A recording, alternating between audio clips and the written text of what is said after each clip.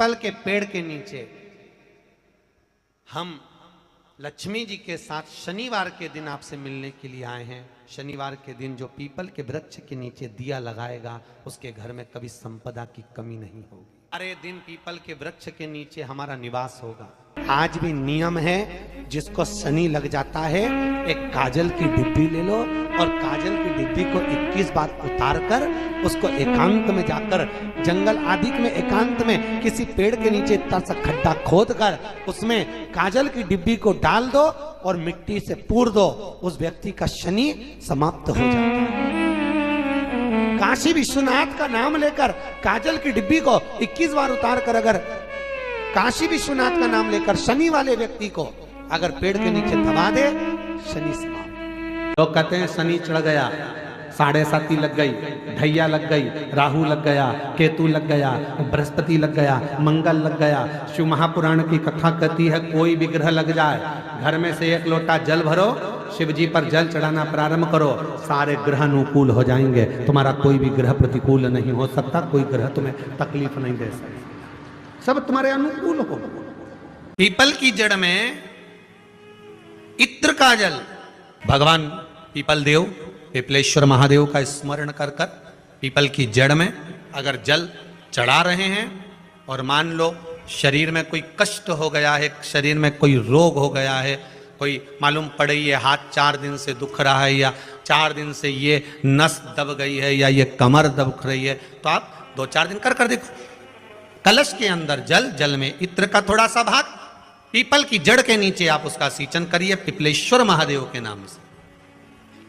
उस जल को थोड़ा सा भाग लेकर आ जाओ उसी में से जो चढ़ाया है, और उस स्थान पर जहां कष्ट है उसको लगाना। शनिवार के दिन जो पीपल के वृक्ष में सरसों के तेल का दीप लगाता है उसको शनि कभी परेशान नहीं करता। एक बात हमेशा ध्यान रखिएगा, मान लो अगर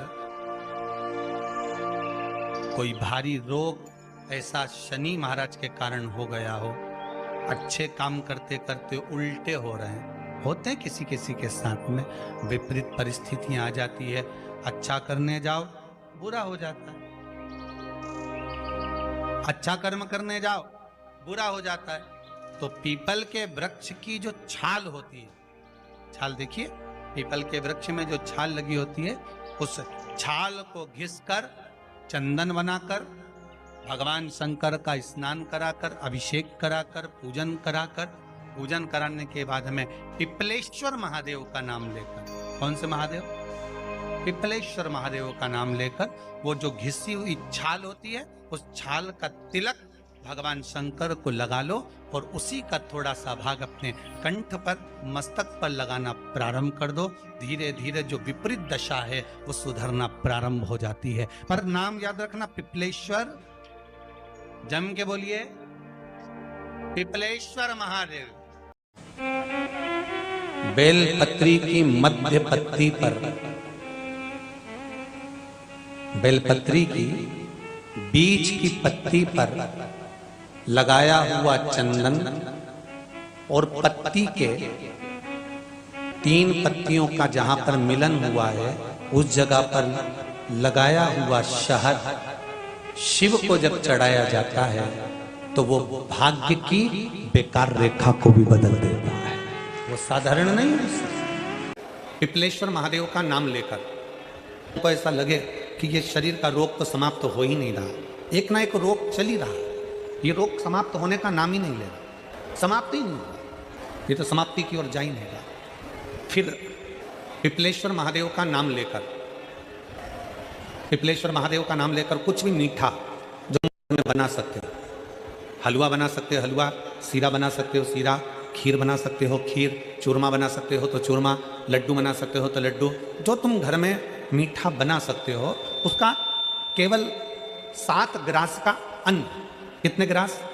जम के बोलो जरा, 7 ग्रास। 7 ग्रास मतलब 7 कोर, 7 ग्रास का अन्न एक पात्र में लेना और पिपलेश्वर महादेव का नाम लेकर किसी भी शिवालय में, शंकर के मंदिर में जाकर एक बेलपत्र रखकर उस जो प्रसाद तुम बना कर ले गए हो, जो तुम भोग बना कर ले गए हो, उसका स्पर्श कर कर पिपलेश्वर महादेव का नाम लेकर शंकर को उस भोग को रखकर, बेलपत्र रखकर शिव जी को 7 बार एक ही लोटे का जल, केवल एक लोटे का जल 7 बार उत्तर की ओर मुख कर कर दक्षिण में खड़े होकर शंकर के शिवालय पर 7 बार एक ही लोटे का जल 7 बार थोड़ा थोड़ा कर कर उसको गिरा दीजिए, शिव जी के ऊपर चढ़ा दीजिए 7 बार। बाद में जो प्रसाद पर आपने बेलपत्र रखी है उसी बेलपत्री को उठाकर शंकर के शिवलिंग पर चढ़ा दीजिए। बाबा को प्रणाम करिए, बाबा मेरे शरीर का रोग समाप्त नहीं हो रहा, गोलियां खा रही हूँ, दवाई खा रही हूँ, कुंदकेश्वर महादेव का नाम लेकर दवाइयाँ ले रही हूँ, पर कभी घुटना, कभी कमर, कभी आँख, कभी थायराइड, कभी कुछ, कभी बीपी, कभी शुगर, कुछ ना कुछ चल ही रहा है। बाबा अब आपको संभालना। किसी भी दिन पिपलेश्वर महादेव का नाम लेकर वो चढ़ी हुई बेलपत्री लियाओ, प्रसाद लियाओ, घर पर आने पर जैसे ही घर के अंदर प्रवेश करो सबसे पहले बेलपत्री को चबा चबा कर खा लो। फिर वो जो प्रसाद है उस प्रसाद को 7 गांठ से थोड़ी थोड़ी देर में 7 बार में उसको खा लेना। बाबा देवाधिदेव महादेव का नाम लेकर, पिपलेश्वर महादेव देव का नाम लेकर प्रणाम कर कर जल का आचमन, हाथ की हथेली में जल लेकर 7 बार आचमन कर लीजिए और शिव का, पिपलेश्वर महादेव का नाम ले लीजिए।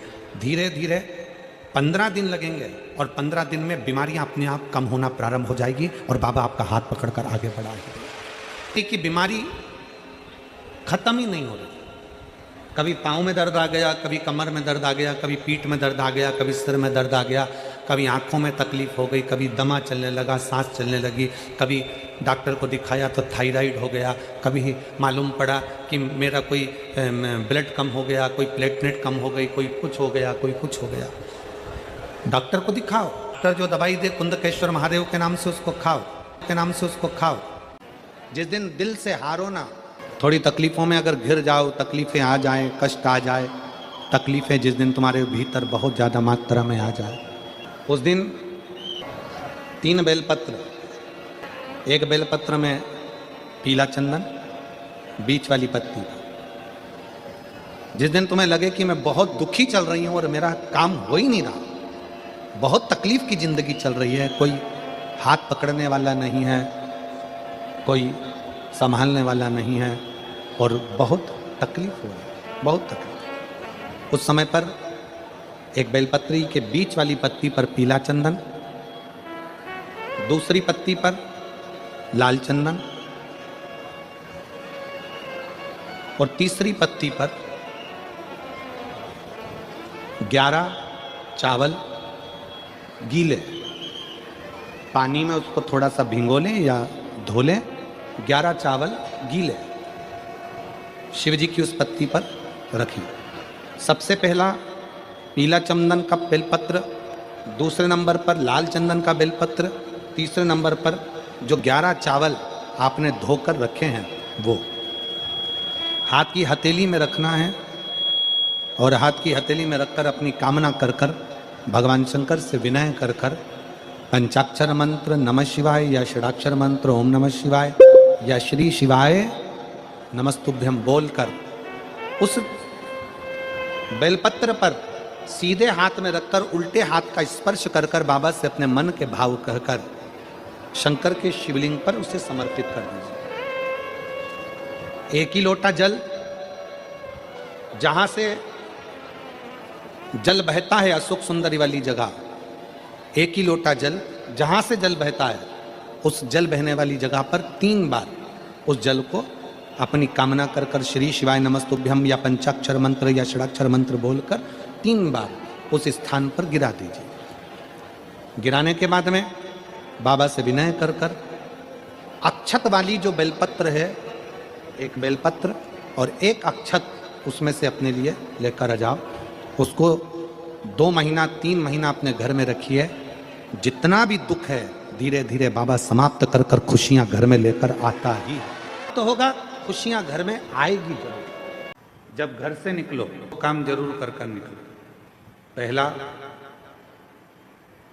घर में जो भगवान का मंदिर है, घर में जो भगवान का देव स्थान है, देवालय है, शिवालय है, उसको नमन करो, प्रणाम करो, विनय करो। दूसरा, घर से निकलते समय अपने घर का जो बुजुर्ग हैं, अपने घर के जो बड़े हैं, उनको नमन करो, उनको प्रणाम करो। एक परमात्मा का साथ और दूसरा घर के बुजुर्गों का आशीर्वाद हमारे साथ चलता है तो निश्चित है उसका फल हमको मिलता जरूर है।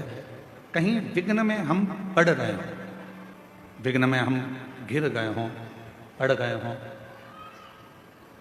तो उस विघ्न से निकलने के लिए घर के बुजुर्गों का आशीर्वाद और महादेव की कृपा, ये दोनों ही हमारे लिए श्रेष्ठता देते हैं। शंकर है, मन में कोई संशय उत्पन्न हो गया, मन में कोई बड़ी भारी संकट उत्पन्न हो गया, कोई ऐसी बात तुम्हारे मन में आकर खड़ी हो गई है जिस बात का कोई निर्णय नहीं निकल रहा, तो एक बेलपत्र को हाथ की हथेली में रखकर अपने हृदय से उसको लगाकर मन से बाबा को अपने मन की बात कहकर जब वो बेलपत्र हम शिव जी को समर्पित करते हैं, मान लो हम कुछ नहीं कह पाए बाबा भोलेनाथ जी को, हम अपने दिल की बात शंकर भगवान को कुछ नहीं बता पाए और कुछ रह भी गया तो हमारे मन की बात भगवान देवाधिदेव महादेव स्वीकार कर लेते हैं एक बेलपत्र के माध्यम से। जो हम चाहते हैं शिव उसको स्वीकार कर कर हमारी झोली खुशियों से भरना प्रारंभ कर देते। एक बेलपत्र हमारी पूरी बात को शिव जी तक कह देती है। एक बेलपत्र, एक दुर्वा, एक चावल का दाना रखकर आपने दिल से 108 बार श्री शिवाय नमस्तुभ्यम घर में बोलो और अपना जो पानी का स्थान होता है, मटका, हंडा, परिंडा, जिसको आप क्या बोलते हो यहाँ हमें नहीं मालूम, उसका स्पर्श कराकर आपके घर के नजदीक में जो शंकर का मंदिर हो उस शंकर के मंदिर में उत्तर की ओर मुख कर कर वो बेलपत्र, दुर्वा, चावल का दाना शिव जी पे समर्पित कर दो। अगर लगातार 20 दिन भी आपने रोज प्रतिदिन अगर समर्पित करा है तो 21वां दिन आपका जो भी दुख है वो धीरे धीरे कटना प्रारंभ हो ही जाए। देसी गाय का घृत थोड़ा सा हाथ में लगाकर, भले 1 चम्मच ना हो, 1 कटोरी ना हो, आधी चम्मच भी ना हो तो 2 आधी चम्मच ना हो तो 2 बूंद ना हो तो एक बेलपत्र में इतना बल होता है कि 64 योगिनियां, 33 कोटि देवताओं की धर्म पत्नियां, देवियां, 64 योगिनियां, देवियां, सारी सिद्धियां, निधियां, सब बेलपत्र के इस पत्ते के दोनों पत्ते और पत्ते के बीच में जो डंडी होती है, जो बची हुई जगह होती है, सारी निधि, सारी सिद्धि और सारी देवियों का स्थान होता है। जब हम एक बेलपत्र को दिल से अपनी कामना कर कर देवाधिदेव महादेव को, ये शिवलिंग जलाधारी, ये जल बहता है, बेलपत्र समर्पित करते हैं दक्षिण में बैठकर जब डंडी का मुख उत्तर की ओर कर कर बेलपत्र अपने मन से कामना कर कर शिवलिंग पर समर्पित करते हैं तो ऐसी कोई कामना नहीं जो मेरा महादेव पूरी ना करता। मान लो बहुत बड़ा रोग हमारी जिंदगी में आ गया, बहुत बड़ी बीमारी हमारी जिंदगी में आ गई, डॉक्टर की दवाई भी ले रहे हो, इलाज भी करवा रहे हो, जांचें भी करवा रहे हो, सब कुछ कर रहे हो, सब कुछ, उसके बाद भी यदि आराम नहीं लग रहा, उसके बाद भी अगर हमको हमारे शरीर में आराम नहीं लग रहा तो फिर हम क्या करें?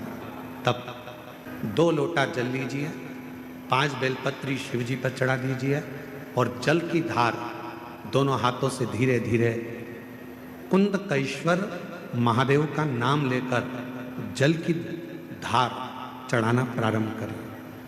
एक बेलपत्र और शिव जी पे चढ़ा हुआ जल लेकर आ जाइए, जल को सुबह पी लीजिए, बेलपत्र को प्रदोष काल के समय पर चबा चबा कर खाना प्रारंभ कर लीजिए, दवाई लगना चालू हो जाएगी, शरीर को आराम लगना प्रारंभ। द्वितीया कौन सी तिथि? अरे बोलो जम के, शुक्ल पक्ष की द्वितीया के द्वितीया चंद्रमा का दर्शन करना चाहिए और शुक्ल पक्ष के द्वितीया चंद्रमा का दर्शन कर कर प्रदोष काल के समय पर, कौन सा काल? शाम के समय। प्रदोष काल मालूम है सबको? सूर्य जब डूबता है उसके 45 मिनट पहले से सूर्य डूब जाए उसके 45 मिनट बाद तक।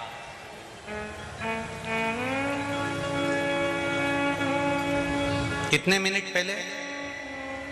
जम के बोलो जरा। 45 मिनट पहले से 45 मिनट बाद प्रदोष काल का क्रम है।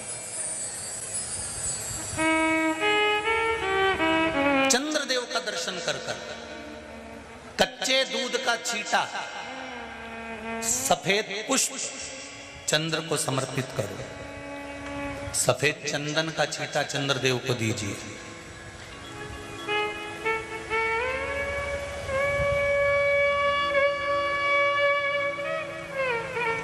और चंद्रदेव को छींटा देने के बाद जो दूध है उसका छींटा अपने तन पर लीजिए, सफेद चंदन थोड़ा सा अपने शरीर पर लगा लीजिए। कितना भी विषम से विषम रोग हो, कितना भी किडनी, लीवर, चाहे कैंसर जैसा रोग हो, मेरा चंद्र शुक्ल पक्ष के द्वितीया के चंद्र में शंकर भगवान स्वयं विराजमान होकर अपने भक्त को रोग से मुक्त करते हैं। द्वितीया के चंद्र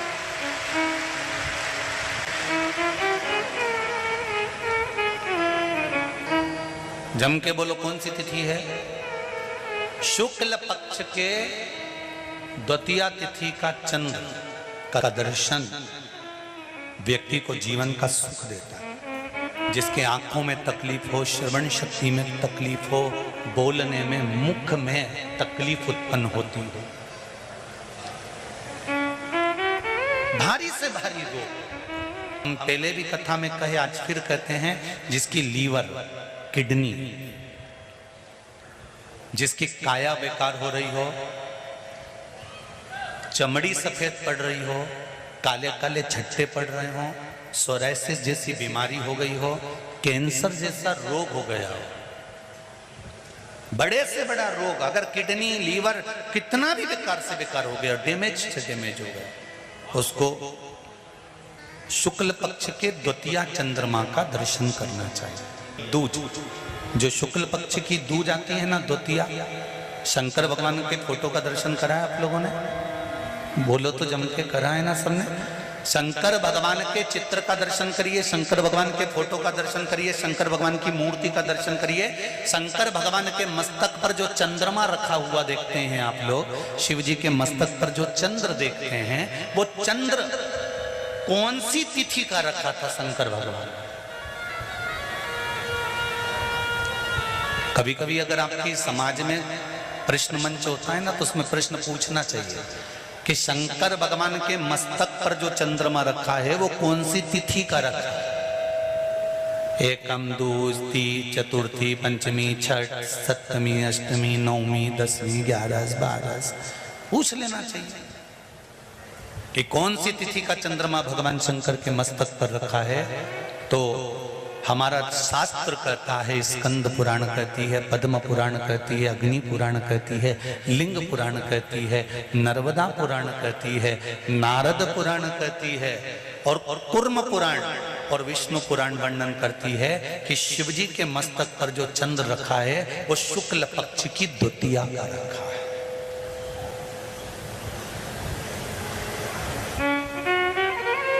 कैलेंडर किस किस के घर में? उठाओ जरा हाथ। जिसके घर में कैलेंडर या पंचांग, आज ही घर जाकर देखना, कैलेंडर को पलट कर देखना, शुक्ल पक्ष की द्वितीया तिथि जैसे ही देखोगे उसमें लिखा होता है चंद्र दर्शन। लिखा होता है कि नहीं होता है? अरे बोलो तो जी, लिखा होता है ना। शुक्ल पक्ष की द्वितीया तिथि देखोगे तो उसमें लिखा होता है चंद्र दर्शन। अब इस प्रत्येक शुक्ल पक्ष की द्वितीया तिथि पर चंद्र दर्शन क्यों लिखा होता है? क्योंकि शिव महापुराण की कथा में उमाखंड में वर्णन किया गया है कि जब चंद्रदेव को दक्ष प्रजापति का श्राप लग गया, चंद्र तुम मेरी एक पुत्री के प्रति स्नेह रखते हो और बाकी की पुत्रियों की ओर तुम देखते तक नहीं, बाकी की पुत्रियों की ओर तुम देखते तक नहीं हो। चंद्र, हे चंद्र, मैं तुम्हें श्राप देता हूं कि तुम्हें काया का रोग हो जाए, तुम्हारी काया गलना प्रारंभ हो जाए और तुम्हें तुम्हारे इस रोग से कभी मुक्ति नहीं मिलेगी। चंद्र दुखी हो गए।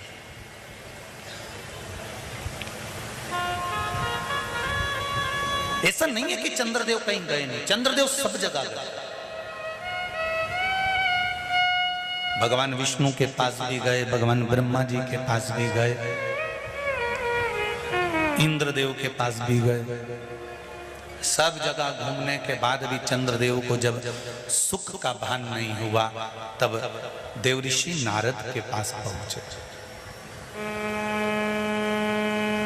जब जीवन में बहुत दुख आकर खड़ा हो जाए और उस दुख का कहीं निवारण न मिले, तो कोई सतगुरु की शरण चले जाओ।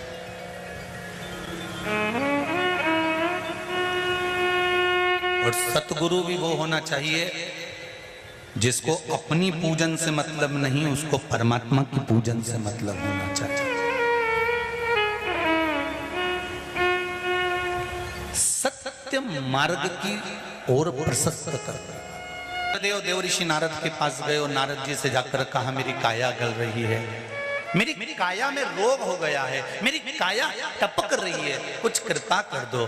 देवऋषि नारद ने कहा, पार्थिव शिवलिंग का निर्माण करो और उस शिवलिंग का पूजन करो। अब देखिएगा जरा, 33 कोटि देवी देवता में कोई ऐसा देवता नहीं रहता जो शंकर भगवान के शिवलिंग का पूजन नहीं करता हो या निर्माण नहीं करता। चंद्रदेव देवऋषि नारद के कहने पर शिवलिंग का निर्माण करते हैं, पूजन करते हैं, आराधना करते हैं, अर्चना करते हैं। चंद्रदेव भगवान शंकर की आराधना में डूब जाते हैं और आराधना करते करते करते करते करते भगवान शंकर प्रकट नहीं हुए, तब चंद्र और दुबले होते चले गए, और दुर्बल होते चले गए। शरीर चंद्रदेव का टेढ़ा होने लगा, क्योंकि केवल हड्डी का कंकाल चंद्रदेव का रह गया। मांस काया टपक टपक कर गिरती रही और चंद्रदेव की काया जब और शिथिल होती गई, एकदम दुर्बल होते चले गए। सारे पूरे महीने में चंद्र की स्थिति देखना और शुक्ल पक्ष के द्वितीया तिथि के चंद्र की स्थिति देखना। शुक्ल पक्ष का द्वितीया का जो चंद्रमा होता है वो एकदम पतला, कमजोर और वक्रीय सा होता है। किस किस ने करें दर्शन? करें आप लोगों ने दूज के चंद्रमा के? एकदम पतला, कमजोर, दुर्बल, वक्रीय सा नजर आता है। तब चंद्रदेव को देखा भगवान शंकर ने और लगा कि अब इसके प्राण रहने वाले नहीं। तब भगवान शंकर दौड़कर उस शिवलिंग में से प्रकट हो जाते हैं, चंद्र की काया ठीक कर देते हैं। तो चंद्र कहता है, आप कृपा करो। भगवान ने उसी चंद्र को, द्वितीया के चंद्र को अपने मस्तक पर धारण कर लिया और द्वितीया के चंद्र को मस्तक पर धारण कर कर भगवान शंकर ने कह दिया कि सुनो चंद्रदेव, आज शुक्ल पक्ष की द्वितीया तिथि है, जिस दिन मैंने आपको अपने मस्तक पर धारण करा है। जो भी शुक्ल पक्ष की द्वितीया तिथि को चंद्र का दर्शन करेगा, उसकी जिंदगी में कभी रोग से वो ग्रसित नहीं होगा। शुक्ल पक्ष की द्वितीया तिथि को भगवान शंकर ने चंद्रदेव को अपने मस्तक पर धारण करा। तो शंकर भगवान ने कह दिया, सुनो चंद्रदेव, आज शुक्ल पक्ष की द्वितीया तिथि को मैंने आपको अपने मस्तक पर धारण करा है। संसार में रहने वाला, मृत्यु लोक में रहने वाला, चाहे देवलोक में रहने वाला, चाहे जिस लोक में वो निवास कर रहा है, अगर शुक्ल पक्ष के द्वितीया तिथि के चंद्रमा का दर्शन करेगा तो वो रोग से मुक्त रहेगा। अब हमारे यहाँ इतनी अच्छी अच्छी तिथियां दी हैं, कैलेंडर तक में लिखा हुआ है कि चंद्र दर्शन। अब उसके बाद भी लोग चंद्र दर्शन नहीं करें तो फिर उनका भाग्य बेकार। पंचांग में लिखा है कि चंद्र दर्शन, बोलो सही है कि गलत है? उस पर पंचांग में लिखा है कि चंद्र दर्शन, शुक्ल पक्ष की द्वितीया तिथि चंद्र दर्शन। मान लो कोई व्यापार, कोई दुकान, कोई फैक्ट्री आपकी ठीक नहीं चल रही है, आप ठेला लगा रहे हो, सब्जी की दुकान लगा रहे हो, कोई दुकान खोल कर बैठे हो, कोई फैक्ट्री लगा कर बैठे हो, कोई व्यापार कर रहे हो और उस व्यापार में तुम्हें आनंद नहीं आ रहा, बहुत तकलीफ चल रही है, बहुत तकलीफ, सब कुछ करके देख लिया पर वो तकलीफ मिटी नहीं रही। तो थोड़े दिन,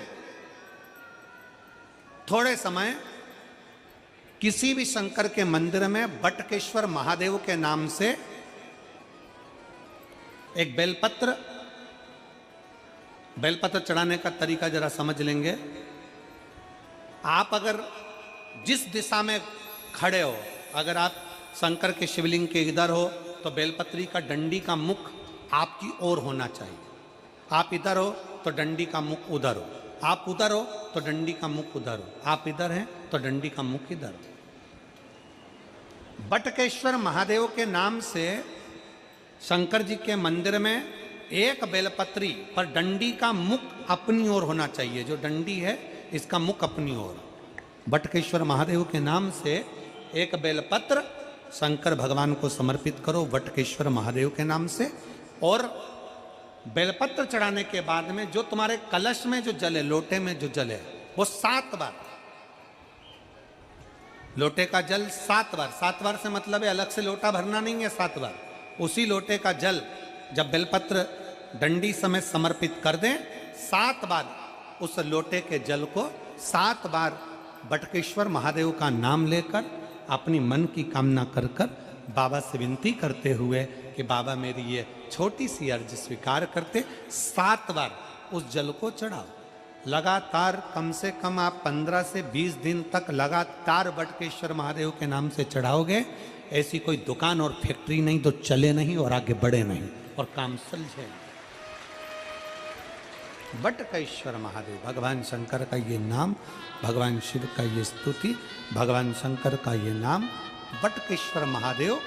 स्वयं भगवान शंकर ब्रह्मा जी का जब सिर कटकर बड़का पेड़ बन जाता है और उस पेड़ के नीचे, वृक्ष के नीचे शंकर भगवान विराजमान हो जाते हैं, शिव जी उसके नीचे विराजमान हो जाते हैं, उसी का नाम बटकेश्वर महादेव पड़ा। बटकेश्वर, बोल बटकेश्वर महादेव की। शिव जी के मंदिर में उतनी देर रहो जितनी देर तुम्हारा चित्त लगे। शिव जी के मंदिर में व्यर्थ बैठकर ज्यादा बातें नहीं करना, किसी की निंदा नहीं करना, किसी की बुराई नहीं करना, चुगली नहीं करना, किसी को अपशब्द नहीं कहना, किसी को ताना नहीं देना है, किसी को आड़ा टेढ़ा नहीं बोलना। अरे शंकर की स्तुति करने गए हो, शिव भक्त का सबसे पहला काम है मंदिर में अगर गंदगी हो रही है तो उसको साफ करो, जाले लग रहे हैं उसको निकाल दो, तो तुम्हारी जिंदगी के भी जाले समाप्त हो जाएंगे। शिव मंदिर में गए हो, थोड़ी सेवा करो, चाकरी करो, आराधना करो। धर्म पत्नी से संतान नहीं, औलाद नहीं, बड़े दुखी है, बड़े दुखी। अच्छा, संतान नहीं हो, किसी नारी की गोद अगर, स्त्री की गोद अगर खाली रह जाए तो भी दुख होता है उसको कि मेरे घर में औलाद नहीं, संतान नहीं। हम कई बार कहे, आज फिर कहते हैं, ये टेस्ट भी बाद में कराना, सारी जांचें बाद में कराना। एक बार शंकर का भजन कर कर देखना। सब जगह से अगर हार जाओ और सारे रिपोर्ट आपकी आपने सब दूर दिखा ली, तो एक बार शंकर पर भरोसा कर कर तुमरुका जी का नाम लेकर सफेद आंकड़े की जड़ को शिव जी पे से रजस्वला धर्म के 7वें दिन 21 बार घुमा लो। नाम गोत्र बोलकर कमर में लाल धागे में बांध लो।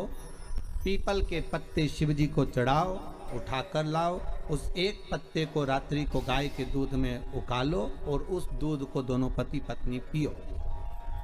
साथ रहिए, समय आएगा, बाबा चाहेगा तो 3 या 4 महीने में गर्भ ठहर ही जाएगा।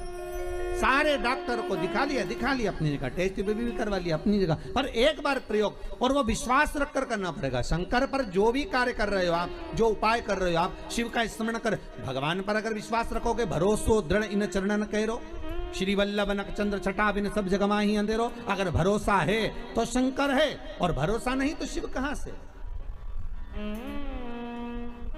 विश्वास लेकर अगर आए हो तो काम तो होगा। ये लोग काशी से आए हुए हैं, विश्वास लेकर ही तो आए होंगे कि हम जाएंगे शंकर की कथा में तो बाबा कृपा जरूर करेगा। कई लोग यहाँ पर बैठे हुए हैं जो विश्वास लेकर आए हुए हैं, दूर दूर से आए हुए हैं, केवल विश्वास लेकर कि भगवान कृपा करेगा किसी ना किसी रूप में। मुझे विश्वास है कि बाबा मेरी सुनेगा। और फिर कहता हूं, कथा में अगर आपने मन लगा लिया, भले टीवी चैनल के माध्यम से श्रवण कर रहे हो, भले मोबाइल के माध्यम से श्रवण कर रहे हो, भले पंडाल में सुन रहे हो, बाबा से अगर दिल से आपने अगर कह दिया तो 3 महीना बहुत होता है सब कामना पूरी होने के लिए। मेरा बाबा आपको कुछ ना कुछ दे ही देता है, बस आपकी रुचि के अनुसार सुख प्रदान कर ही देता है। आप उस पर विश्वास, भरोसा, भटकना नहीं है हमको, मार्ग से विचलित नहीं होना। लंबी बाती का प्रमाण अलग होता है। लंबी बाती क्यों लगाई जाती है? भगवान के मंदिर में दीप में, देवियों की पूजन में, लक्ष्मी की वृद्धि के लिए। कौन से देवता क्या लंबी बत्ती लगती है और कौन से देवता क्या गोल बत्ती लगती है, उसका भी प्रमाण बनना। किसी देवी की पूजन करो तो लंबी बत्ती आती है, कुल देवता की पूजन करो तो लंबी बत्ती आती है। किसी मंदिर में किसी देवता को लगाने जाओ तो गोल बत्ती लगती है, उसका भी प्रमाण है। लंबी बत्ती जहां लगाई है, अगर लक्ष्मी के सामने लगाई है तो लक्ष्मी की लंबाई बढ़ती है, लक्ष्मी की वृद्धि बढ़ती है। अगर कुल देवता के नाम की लगाई है तो वंश की वृद्धि होती है। इसलिए हमारे यहाँ अमावस्या पूनम को जो पाटे माटे भराते हैं उसमें गोल बत्ती नहीं लंबी लगाई जाती है, जिससे हमारा वंश बढ़े। नवरात्रि में देवी जी की जो बाती लगाई जाती है वो लंबी लगाई जाती है, गोल नहीं। क्यों? क्योंकि जिससे माँ हम पर कृपा बनाकर रखे, हमारा वंश खूब बढ़े, हमारे यहाँ लक्ष्मी की वृद्धि हो। स्थिर बाती, गोल बाती लगाई जाती है ब्रह्मा के मंदिर में, इंद्र के मंदिर में, देवता के मंदिर में। तुलसी के सम्मुख में लंबी बाती नहीं लगती, तुलसी के सम्मुख में गोल बाती लगाई जाती है महाराज, जिससे स्थिरता का भाव केंद्रित हो। स्थिरता का भाव,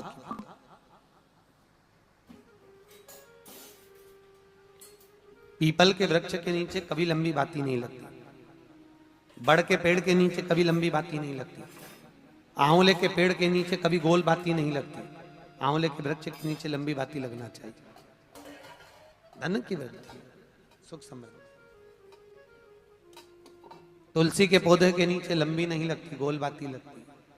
बातियों का भी प्रमाण। पक्ष की द्वितीया।